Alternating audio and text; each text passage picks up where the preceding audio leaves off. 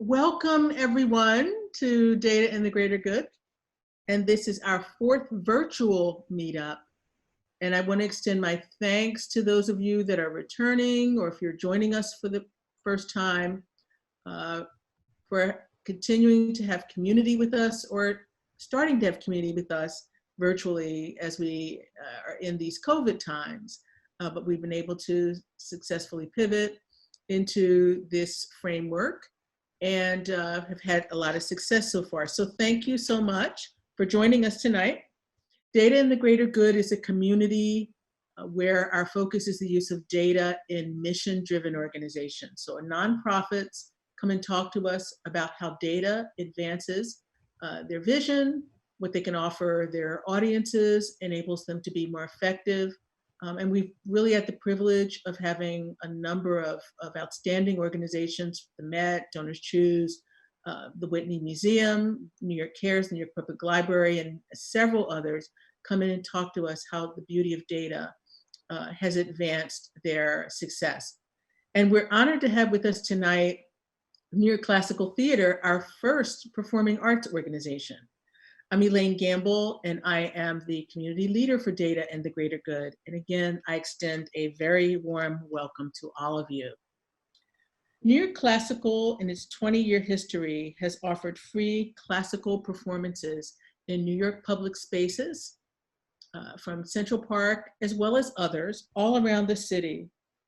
Its professional level performances are free to all attendees, New Yorkers, of all neighborhoods, of all walks of life, regardless of income, can come and enjoy a professional performance free of charge, which captures the essence of community in New York City.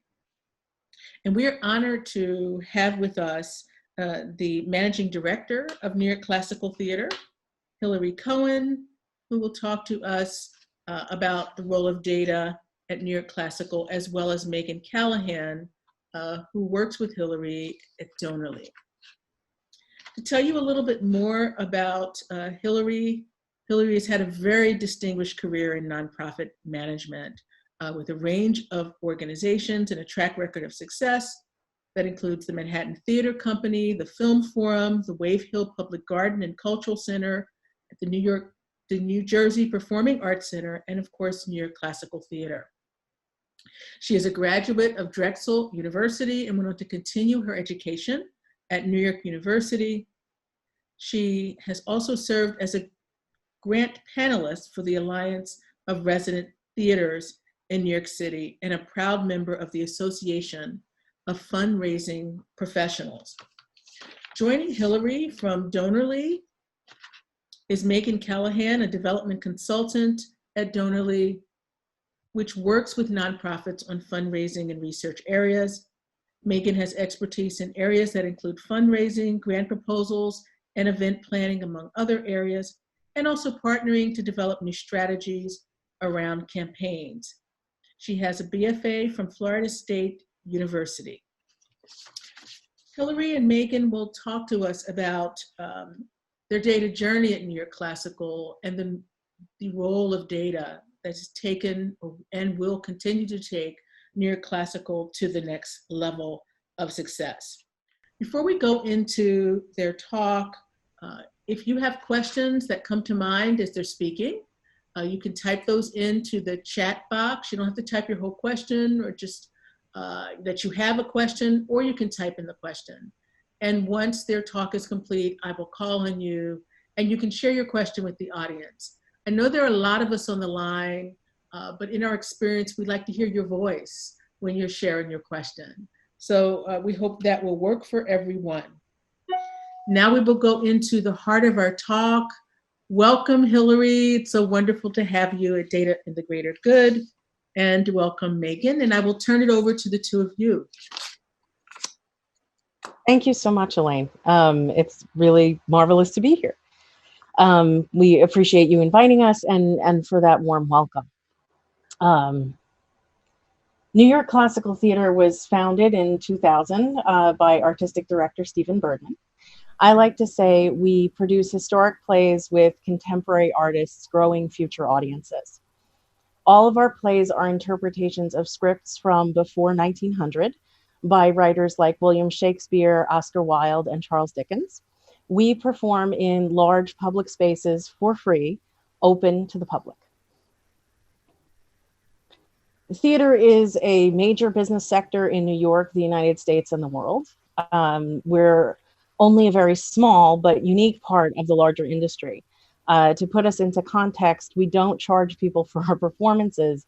So this means we serve more local audience members, about 87% compared to Broadway's 35%. And we serve more people who can't afford Broadway prices. Some of our audience members make 1/5 of a typical Broadway household's income. We depend on the financially secure people in our audience to donate to support our programs. So we're there for them as well as their neighbors who can only afford New York Classical. When she approached us about presenting, Elaine asked me, what does good data look like? And what is considered industry standard for a nonprofit theater company? We don't have shareholders, but we do have audiences, patrons, and sponsors. So good data gives us the information we need to cultivate relationships with those people. It's how we adjust our investments, like where we should spend our marketing dollars.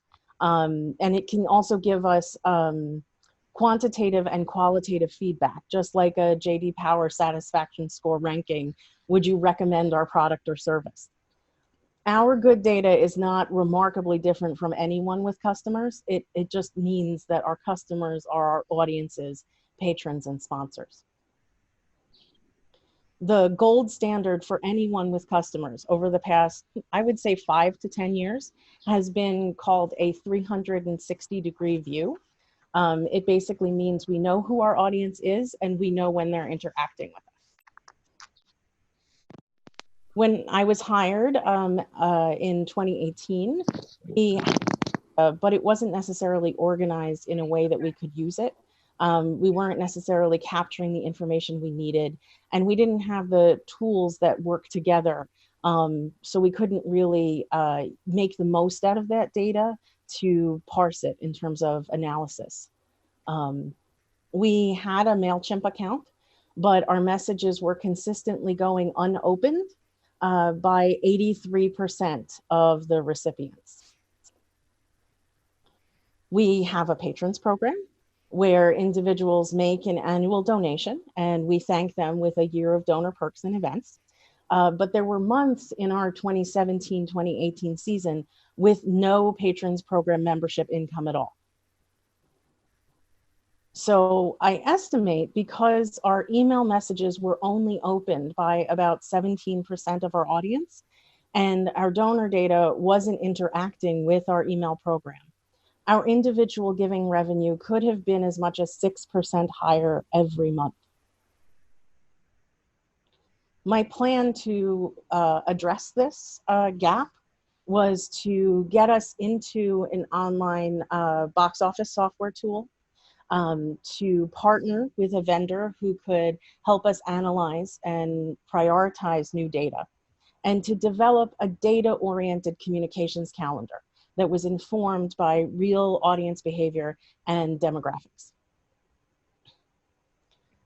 In the fall of 2018, we went CRM shopping and we transitioned into box office software called Audience View Professional. It allowed us to collect information about thousands of new audience members. It was then we hired Donorly to help us prioritize and analyze the new information we collected.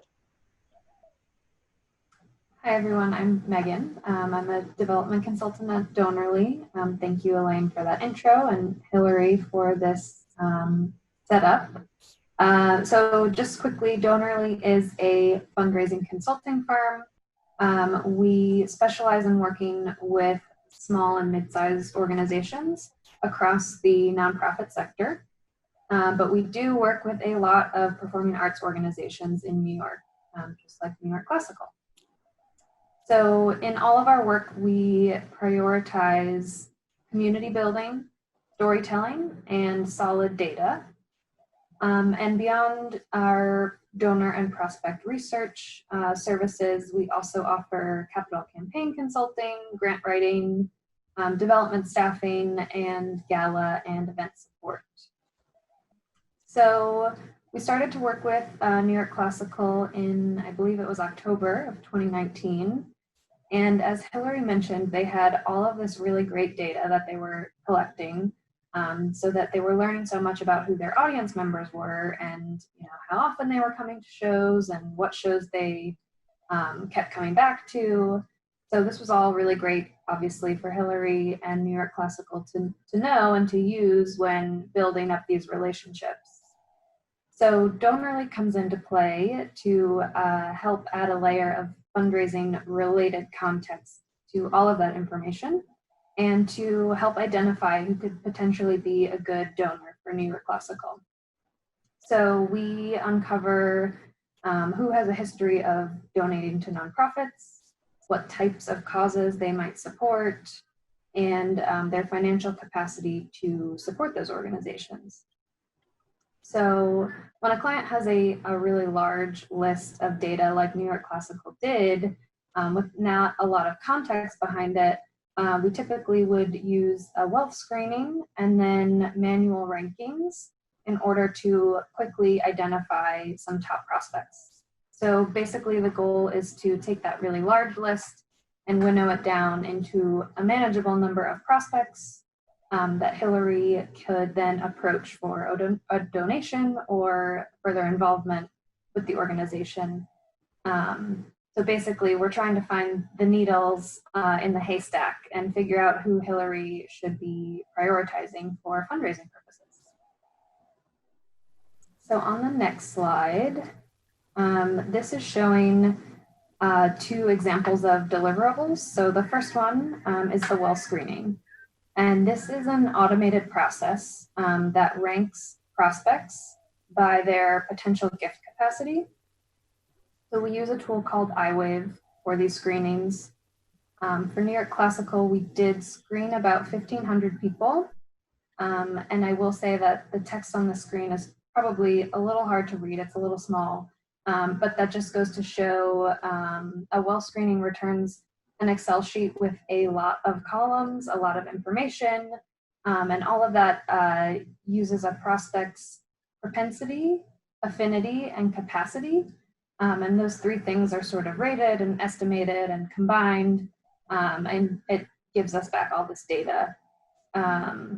So those are 3 terms that we typically use to summarize a patron's ability and the likelihood that they might make a gift to a certain cause.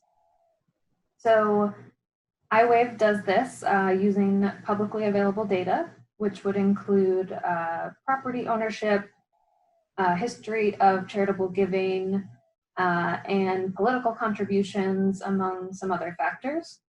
And what this will give us is a PRO score that weighs all 3 of those aspects, affinity, propensity, and capacity, and it rates someone on a score from 1 to 4. So when we get those results back, we usually will go to the client and talk about the best way to winnow down that list. We typically would say, let's look at people with a PRO score of 3 or 4. Those are the 2 highest scores. Which would mean that these people have an inclination or an affinity to give to an organization like New York Classical, and that they have the financial capacity to do that. So in general, a wealth screening will help us separate about half of the list of prospects from the original list. For New York Classical, I think we ended up with almost 500 prospects that had a score of 3 or 4, which was about 30% of their original list. So that's a great way to sort of look into a smaller group of people. And that's where we would start focusing our attention.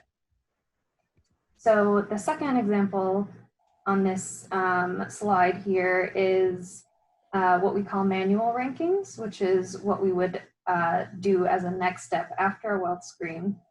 Our research team will manually verify all of the top prospects from the well screen. And we use an A-B-C scale. And again, this is based on an individual's capacity and inclination. But we do this extra step to basically confirm that the information that came back from the screening is accurate. And it helps us to eliminate some errors that can happen.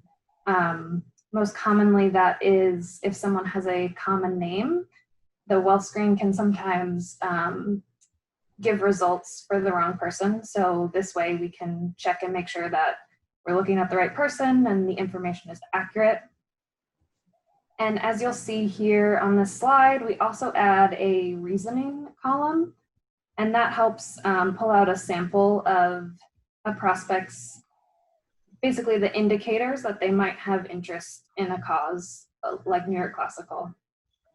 So it basically just pulls out a sampling and gives a little deeper dive on the person's relevant career history or any board memberships with a peer organization, as well as some examples of their charitable giving.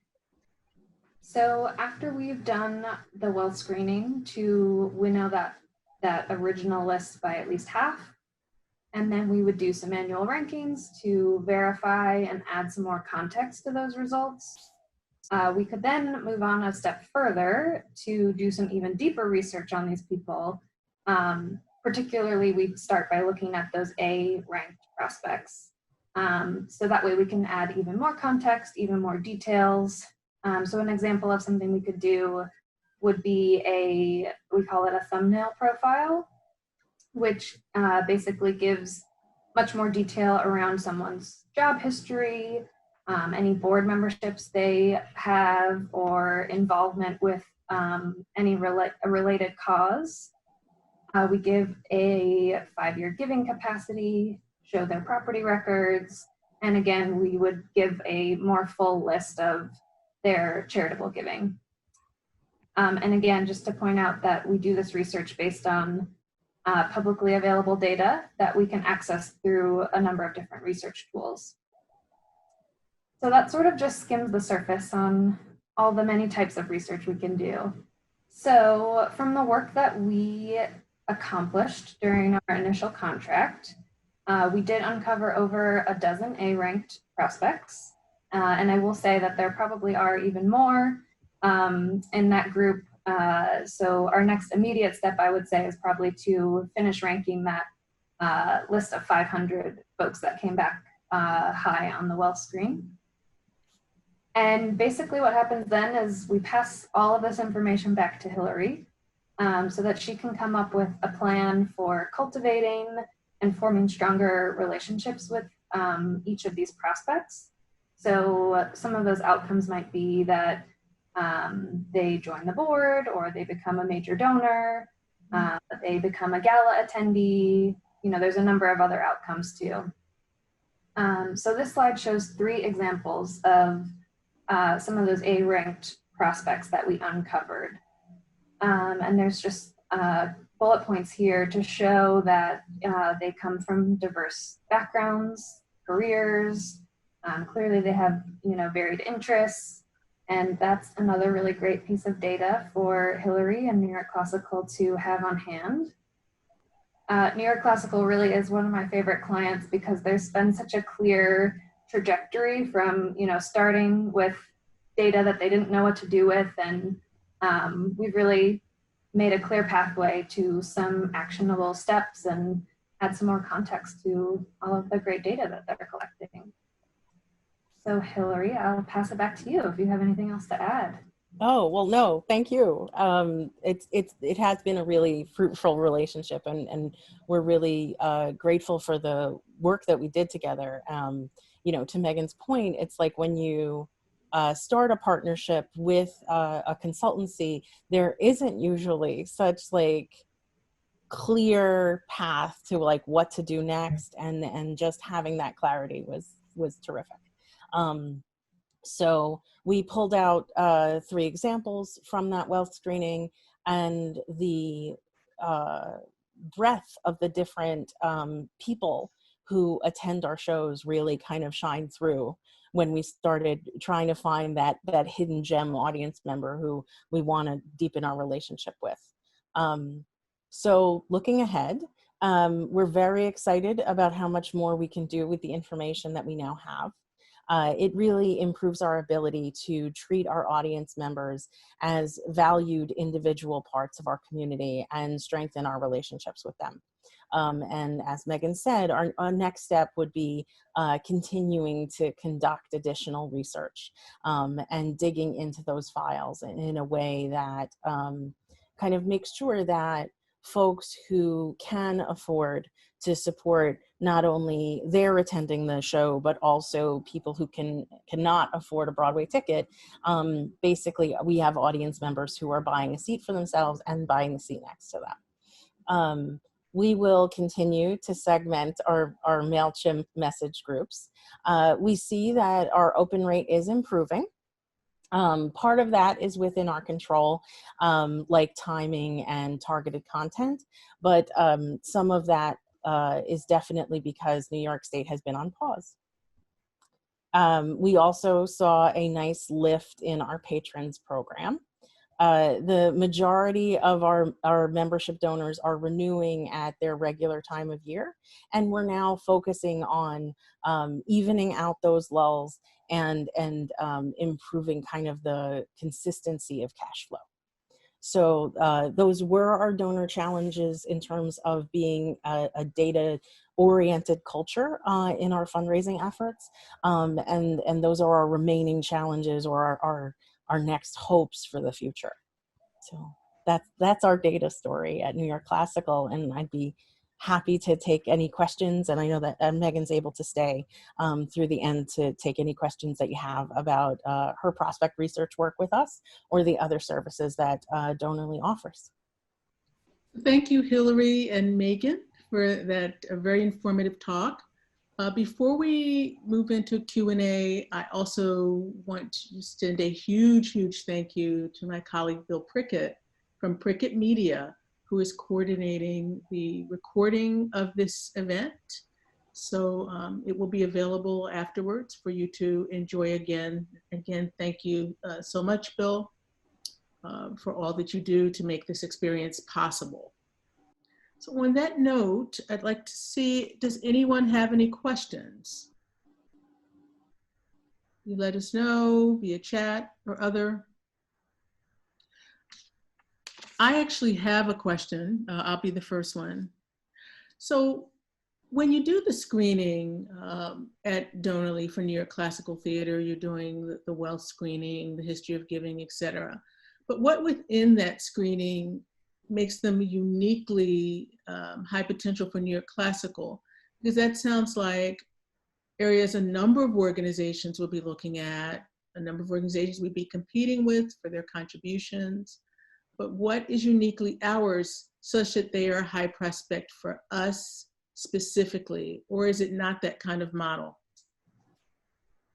So a wealth screening is sort of the first step, and then the next steps we would really try to focus our attention to understanding how good of a fit these people are for New York Classical.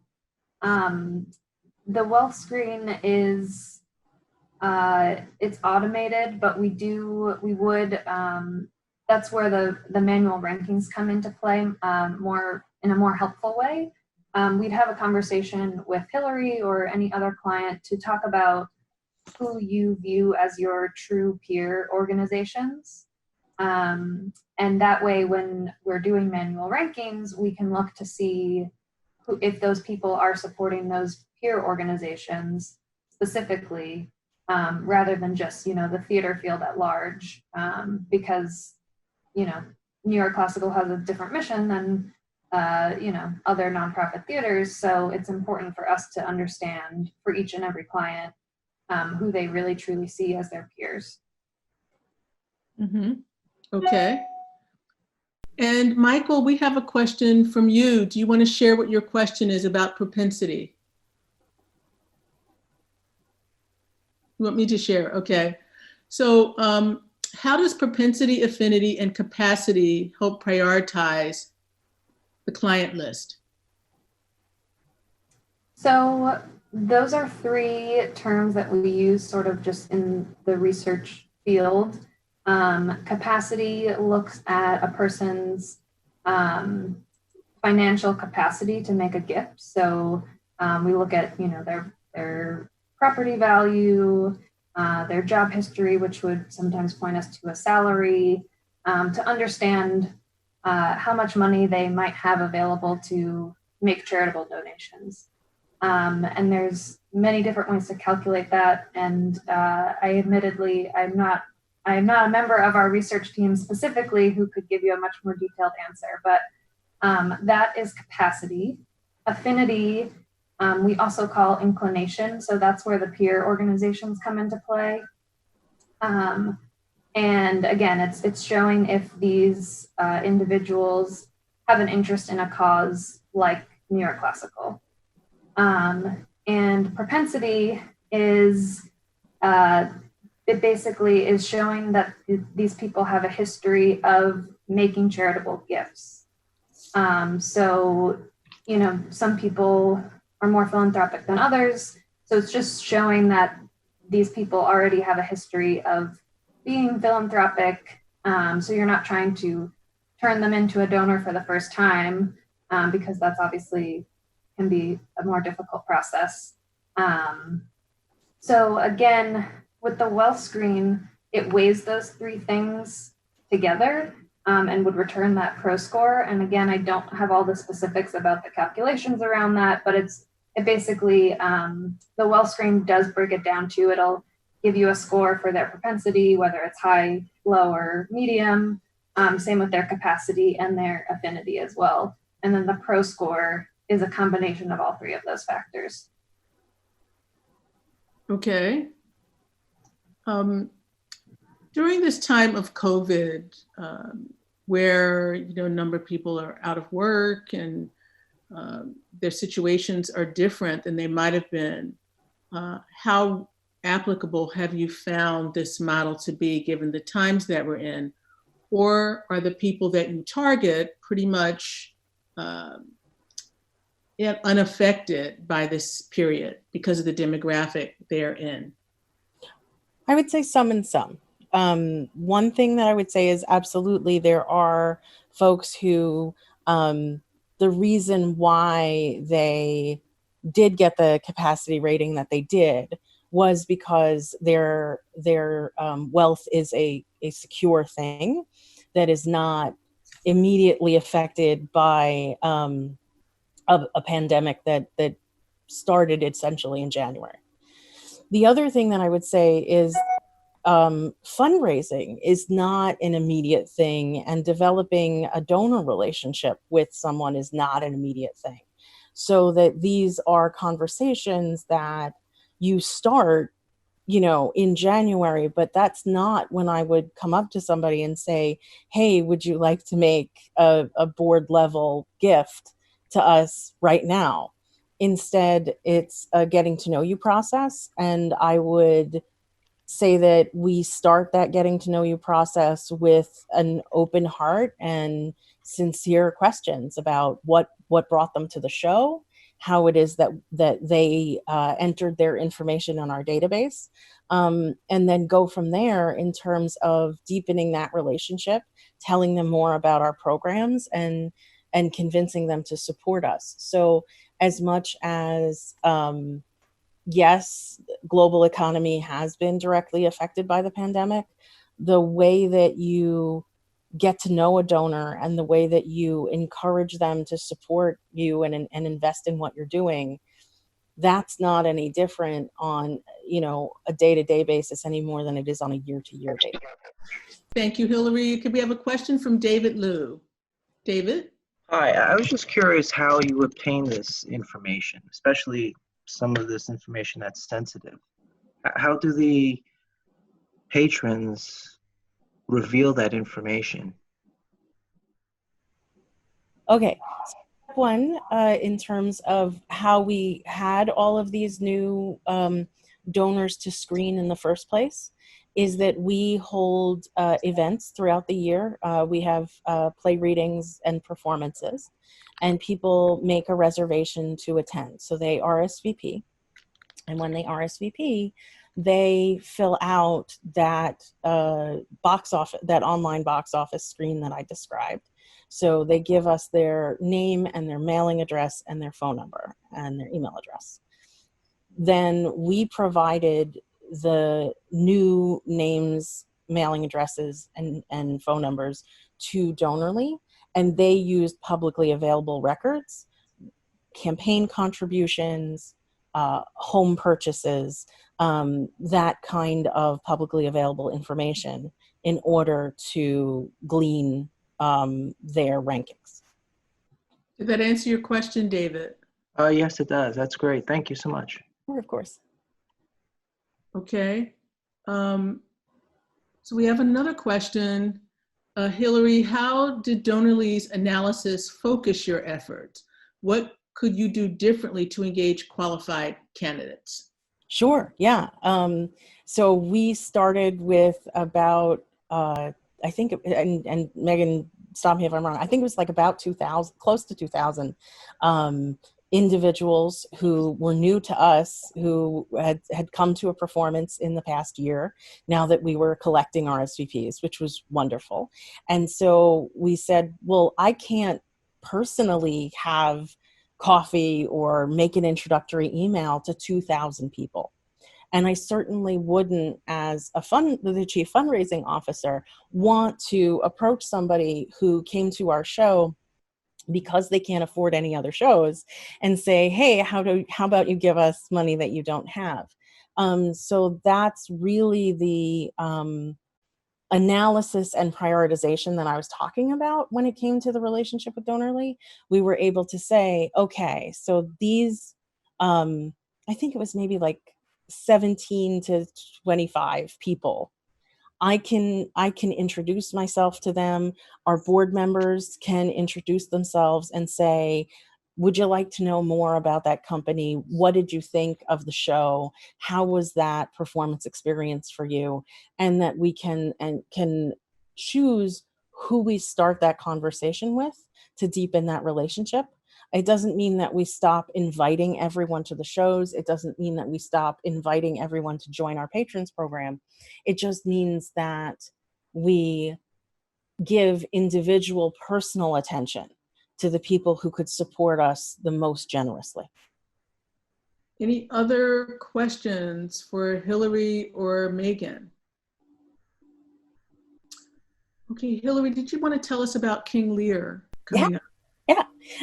So our very next performance is a bit of what we call bucket list Shakespeare. So on Thursday, June 25th, at 8 p.m., we will be doing a Zoom reading of King Lear, but with the closing scene as a happy ending, written by Malcolm Tate, I think it was like 50 years after Shakespeare's death. And it was performed almost exclusively throughout the Federalist era. So until the 1940s, people were under the impression that King Lear did not have a tragic ending. So we'll be performing a energetic 2-hour adaptation of King Lear on Thursday, June 25th. It's free and open to the public. You're welcome to register at nyclassical.org. And I'd love to see you there to enjoy the performance and to get a taste of this not tragic way that that story ends. Thank you. So I hope many of you or all of you will join us virtually at that performance. So if we don't have any more questions, I'll put out one last call. If there are any more questions, we captured everyone. We have one more. I just want to make sure we don't forget any.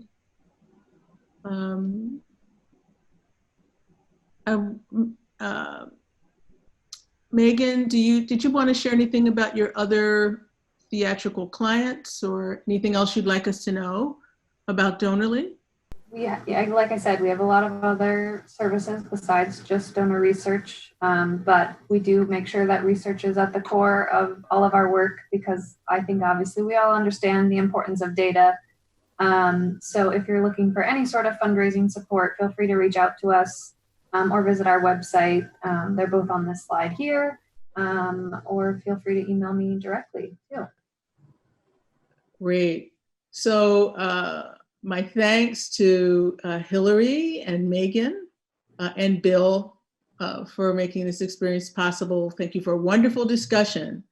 Thank you again, Hillary and Megan, and to all of you, and have a wonderful evening.